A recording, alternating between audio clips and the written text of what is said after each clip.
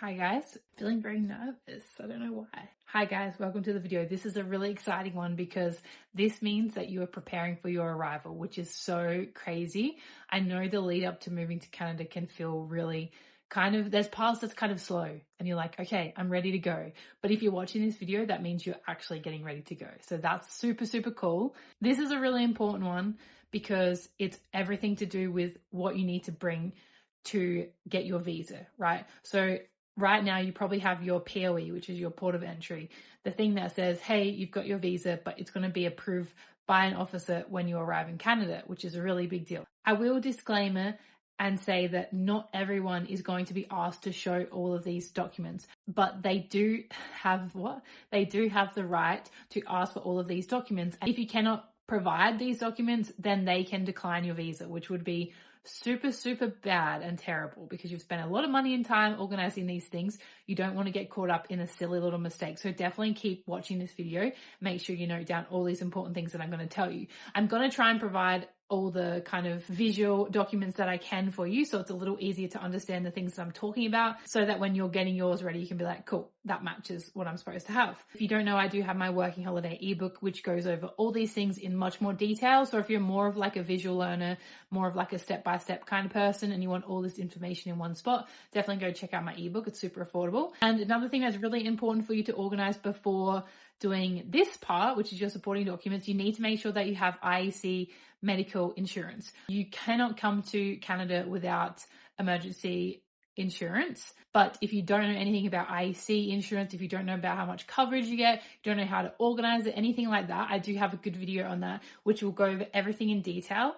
I personally use Best Quote Insurance. I use them 2 times around for my visa. I use them for getting a claim when I broke my wrist. And I also organized a refund through them when I left early. So I have gone through basically all the processes with Best Quote and I could not recommend them more. So let's get into it. These are in no particular order, and I will disclaimer again, all of this is from the IRCC website. I'm just a person sharing their experience. Do not trust me on everything. For the most up-to-date, accurate information, always check the IRCC website, which is a super, super straightforward step-by-step instructions. They'll say like preparing for your arrival, etc. That's where you want to look at for all this information. Okay, so this one's pretty straightforward. Your passport, obviously you need a passport. Something that does come up for people is if you have a passport that's about to expire. That's a really big deal. It's much easier to organize a new passport when you're still in Australia. So if your passport's due to expire in the next 2 years, I would definitely recommend renewing your passport before you arrive. And what that means is the only thing that needs to change for your visa is that you need a new ETA. So ETA is electronic travel authorization, something like that. As of right now, your ETA is attached to your current passport, which is attached to your POE. If you update your passport, then you just need to get a new ETA. That's the only thing that you need to change, and then they'll update it on your work permit. As mentioned, your POE, probably the most important document of all. You cannot get your visa without your POE. That is the thing that the immigration officers need. The passport and the POE are the top 2. So I'll show you here, POE. You should already have this if you have your visa. Port of entry. It's basically your visa before you get your work permit. Make sure you have that printed. Don't just have that on your phone. I printed like 3 copies of mine. So just make sure you have multiple copies of your POE if you're really stressed about it. Everything that I'm saying to you, remember, you're going to put it into your folder. You're going to keep it safe and secure. Okay, so in your folder, your first page is going to be your POE. A really big one is proof of funds. So to come into Canada on your IEC visa, you need to have a certain amount of money. I should have checked this. Yeah, proof of funds is a little hectic, guys. That's why I'm here. Okay, that's why I'm here. So what do you need? You need to have the equivalent of 2,500 Canadian dollars. I believe right now it's almost 1-to-1. So if it's 1-to-1, that would mean if you need 2,500 Canadian, you're going to need 2,500 Australian. I would aim for obviously more than that. You would need more money than that. So if you only have $2,500 right now, keep saving. You not only need that money, but you need to show proof of that money. And the proof needs to be issued within the last week. So that means the week that you're planning to move to Canada, so say your flight is booked for Saturday, that week you need to get proof of funds for your savings account. So most bank accounts are really good now. You can just get it digitally online. So what you'll do is you'll go into like CommBank, Bank SA, whoever you're with, right? And you're going to click on your savings account. It'll say something so that you can get a document, and then that document is going to have your name, your address, it's going to have the date, which is the important thing, and then it's going to show the amount that's currently in that account. So when you get that document digitally, you're going to then print that out. Okay, so you have a digital copy and a printed copy, and the printed copy will go in your folder. Perfect. That's easy. It sounds terrible, but it's honestly easy. There is a second part to the funds. You also need to have either a return flight booked home, which some of you may not. Do not stress if you don't. If you don't, you need to have the equivalent money to buy one. So let's say a flight home is going to cost around $1,500, right? So that means in theory, if you don't have a flight booked home, then you will need to show that you have at least, say, $3,500 to $4,000. It's not an exact science, but I would aim at least $4,000. If you're moving to Canada for 2 years, you're going to want to aim for more money than that anyway. So in terms of the amount of savings you have, you should be fine, but it's just proving that amount. If you do have the ticket booked home, if you're only staying for like 6 months, a year, whatever, and you've booked a return flight, you're going to print that flight out and have it in your folder so that they can see. Remind you again, they may not ask for any of this, okay? But they may ask for it. And if you don't have it, then they can decline your visa and you have to go home and explain that to your parents. As I said earlier, health insurance, that's a really, really big one that they're going to be looking for. So you need to have IEC medical insurance for the full 2 years to get your visa, right?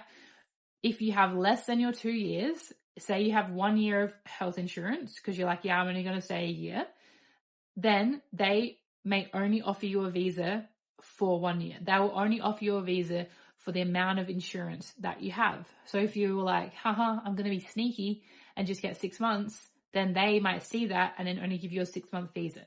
If you are on the fence on like, okay, I'm probably just going to stay for a winter, I don't want to get the 2 years, my recommendation to you is just get the 2-year insurance anyway. Because if you end up wanting to stay, then you've got your visa and everything's sorted. If you end up coming home after say a year and you still have a year of insurance, you do get a partial refund. So you're not losing money. Like it's literally so fine.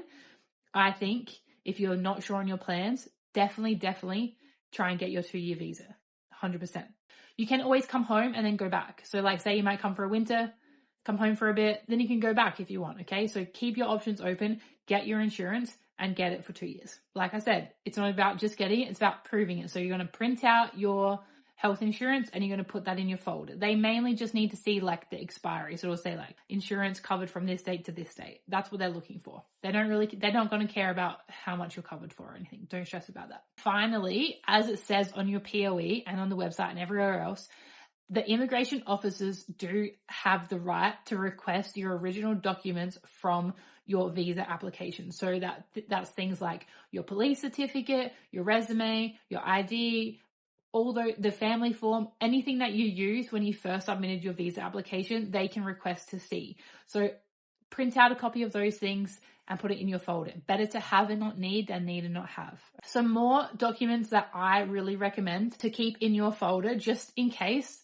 You never know. Anything could happen, right? You could lose your phone, whatever. If you have any accommodation booked for when you're arriving in Canada or even in Whistler, so say you have some Vancouver accommodation booked for when you first arrive, you should just print that out and have that in a folder anyway. So then in case you get interrogated by anyone at the airport, they say, where are you staying?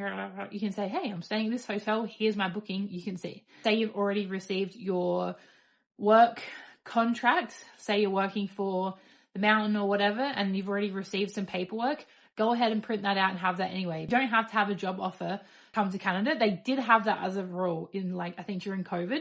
It's not anymore. But again, if you already have a job organized and you have it printed out, it's still handy to be like, yeah, look, I'm working for the mountain, etc. It's just always a good look. So that's really all that you need to organize. It sounds a little intimidating, but better to just have it all organized properly and then you don't have to stress about anything. So again, we're going to go through it really, really quickly. You're going to have your passport, as always, your POE, which is really, really, really important, your proof of medical insurance. Again, if you need that, link in the description below. if you need that. You do need that.